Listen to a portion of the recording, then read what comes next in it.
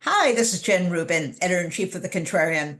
Back with us today is one of our favorite contrarians, Tom Malinowski. Tom, good to see you. Good to see you. Do I have to disagree with you to be a contrarian? Disagree with other people, but Okay. we can disagree too. That's fine.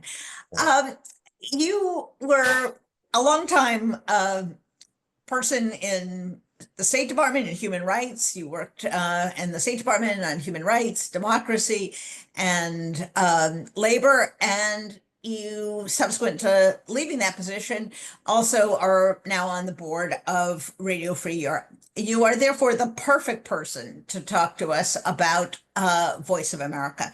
First of all, what is Voice of America, and who are the people that are the Voice of America?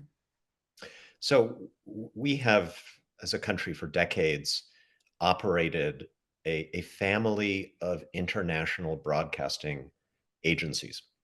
Voice of America is the part of the family that is part of the US government. And its job is to tell America's story to people around the world in their own languages. Things that happen in the United States, our elections, our politics, our culture, our society, VOA reports to the rest of the world so that people from Russia to China to, well, every country have a fair and accurate picture of America, not the propaganda picture that they sometimes get from their own governments.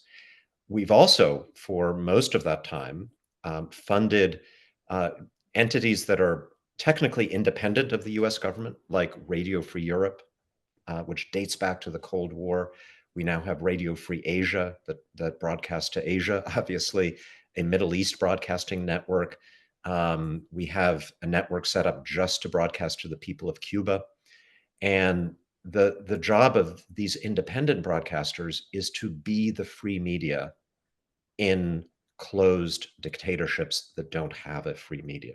So Radio Free Europe, which I'm now, as you said, on the board of, broadcasts to countries like Russia, um, broadcasts to Ukraine, to Belarus. Many people don't know this, but also to Iran and Afghanistan. And in those countries, we are the free media. We are reporting in the local language on what happens in those societies, stuff that their dictators do not want their people to hear about. So in those cases, you're broadcasting both about, let's take Iran, events outside of Iran, as well as what may be going on inside Iran that they may not know about. Is that Correct. right? So Voice of America's job, let's take Iran. Voice of America's specialty would be to deliver news about America and the world.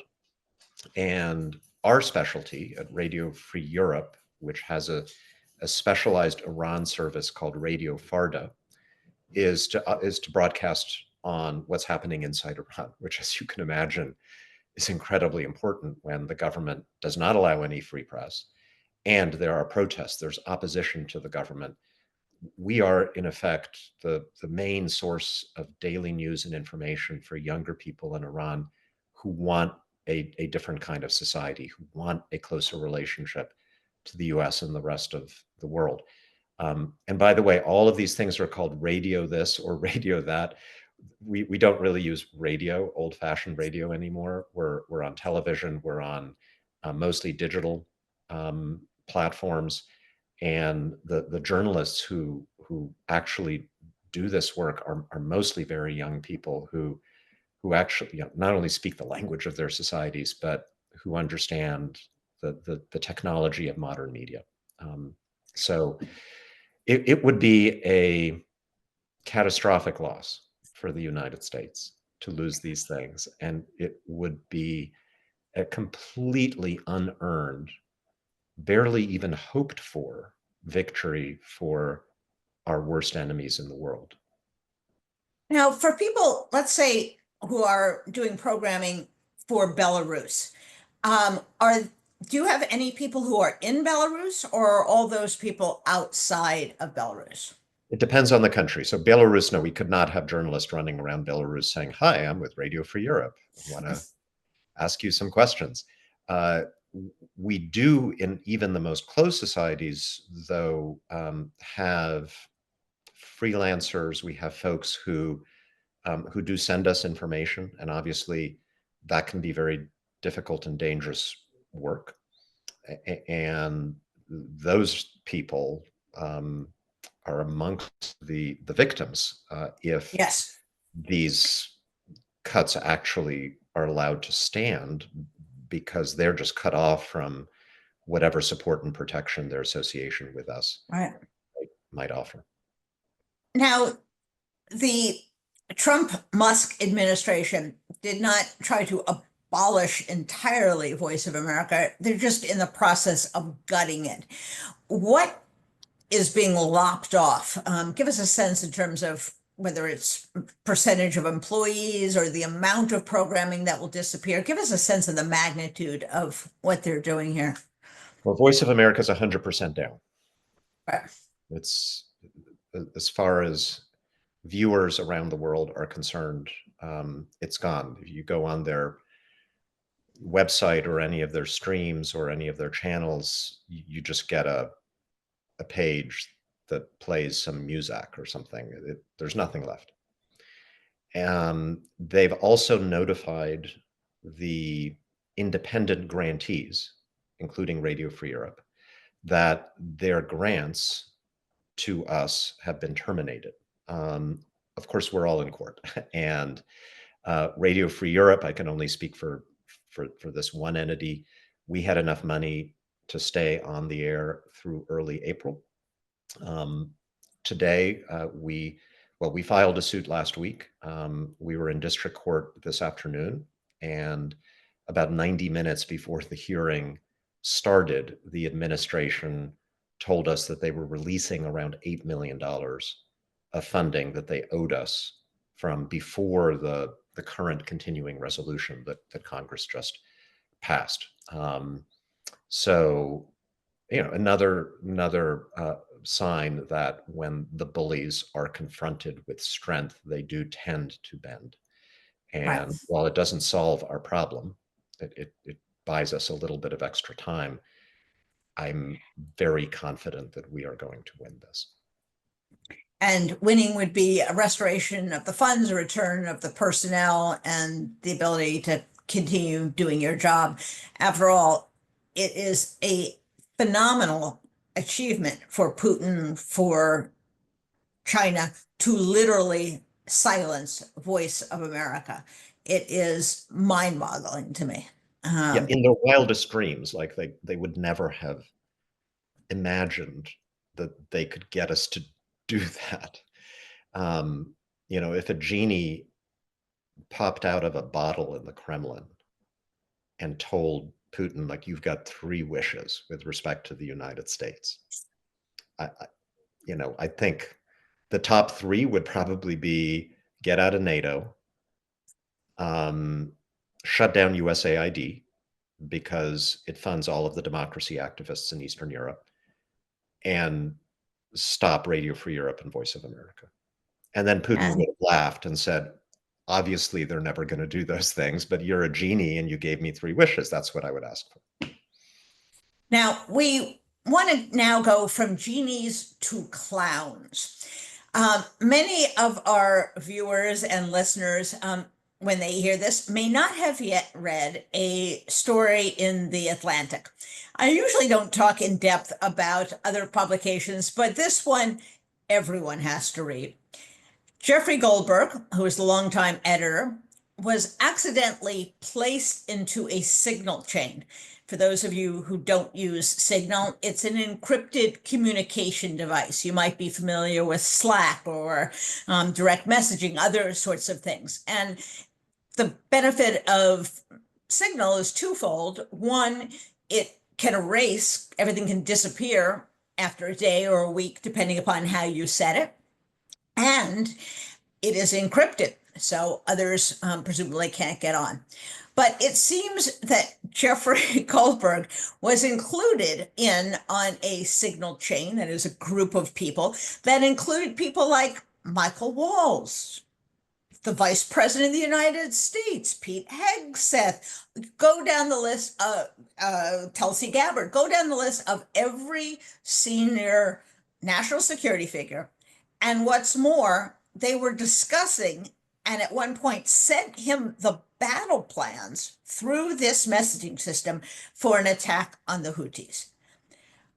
How bizarre is this? Have you ever heard of anything that approaches this? It's mind-boggling. It sounds like something you and I would make up and laugh about. So I'll have to start with a confession.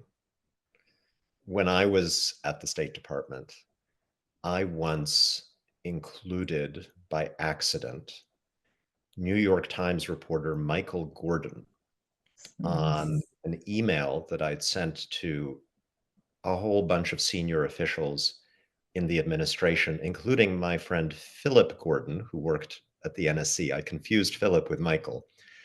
Um, an email in which I was expressing some concern about something we'd just done in Syria. And I was mortified. I was embarrassed and very grateful to journalist Gordon for not having written about it. But there were a couple of differences. So in other words, it's possible to make that mistake, right? Human beings sometimes do that. The difference, number one, the less important difference is that I was using my official State Department email. So it's archived, it's part of it's consistent with the law that says you're supposed to use your official government platforms to communicate. And second, much more important, there's nothing classified about it. It was just my opinions about something that we were doing. And never in my wildest dreams would I have used an unclassified platform to send out battle plans. We are striking these targets with these weapons at this time. That is the part of this that is indeed mind-boggling. So yeah, human beings can screw up and make mistakes.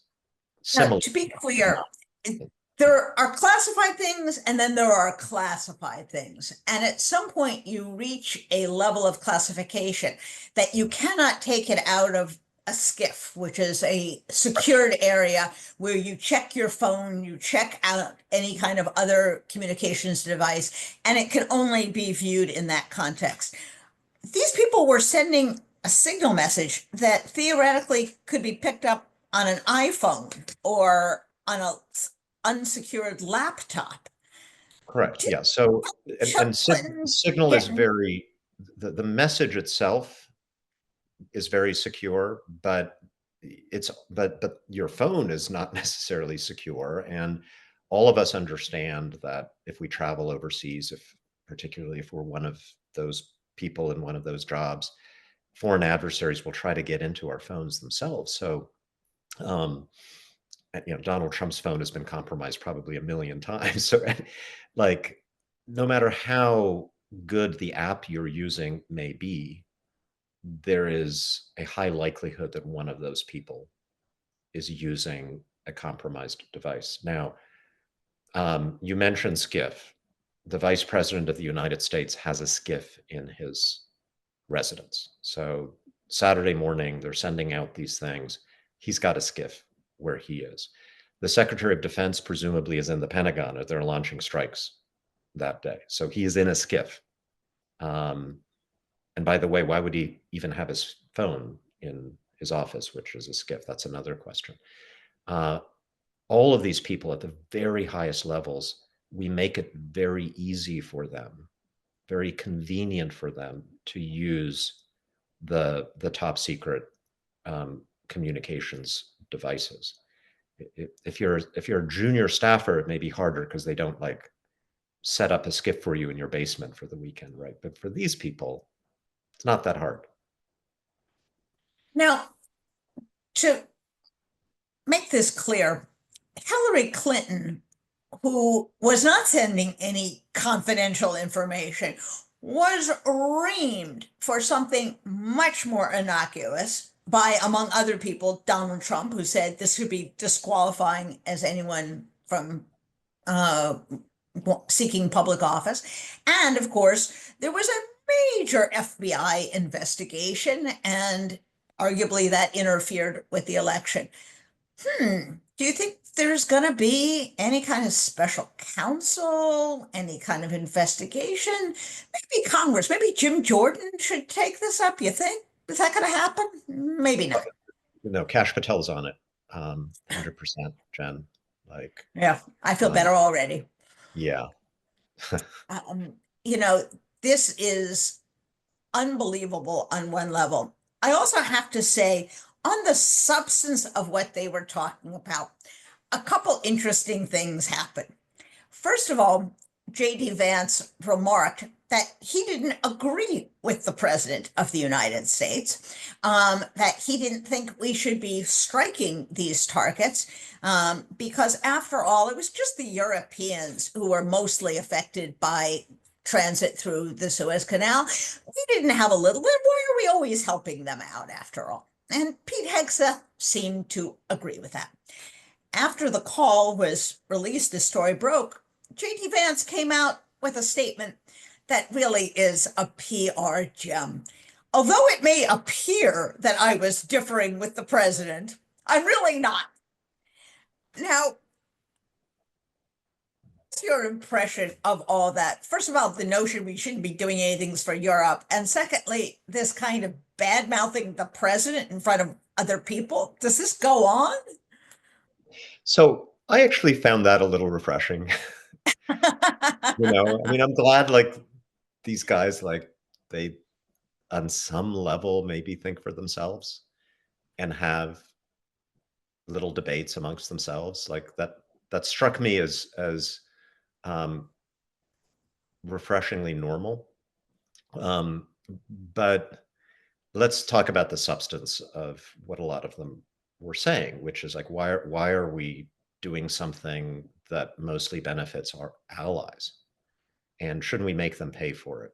And I noticed that they were obsessed with talking about European freeloaders. None of them mentioned how much this benefits Saudi Arabia and the United Arab Emirates and their their Gulf state mega rich buddies who are exporting the oil. And there was no talk about sending a bill to the Crown Prince of Saudi Arabia. Um, and then second of all, like the whole theory that you cannot do anything for an ally unless they pay you a fee for it is just very kind of, it's the heart of Trump's approach to the world. And okay, we really want to go in that direction. Are the Europeans going to send us a bill for all the soldiers that they sent to Iraq and Afghanistan to fight for us? Are they going to send us a bill for the funerals of the soldiers who died fighting with us? They weren't hit on 9/11. They were there to help us. Are they going to send us a bill for all the development aid and humanitarian aid they send to Central America that keeps people from migrating to the United States? Are we really going to just tally up all of these things? Or are we going to remember that in foreign policy, as in life, you help your friends because they're your friends and because you want them to help you when you need help?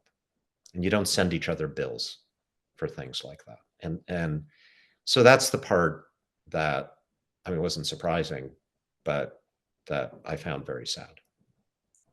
Well, I can't say I'm surprised that these people are incompetent. The depth of the incompetence and the depth of this animosity towards our allies is nevertheless shocking, if not surprising. And I dare say, had this happened in a Democratic administration, there would be articles of impeachment drawn up already as we speak. But of course, the rules are different because Trump and the MAGA folks are in office. Thanks so much for joining us, Tom. You're always a font of information and wit, and we'll look forward to having you back soon. Thank you, Jen. Good to see you.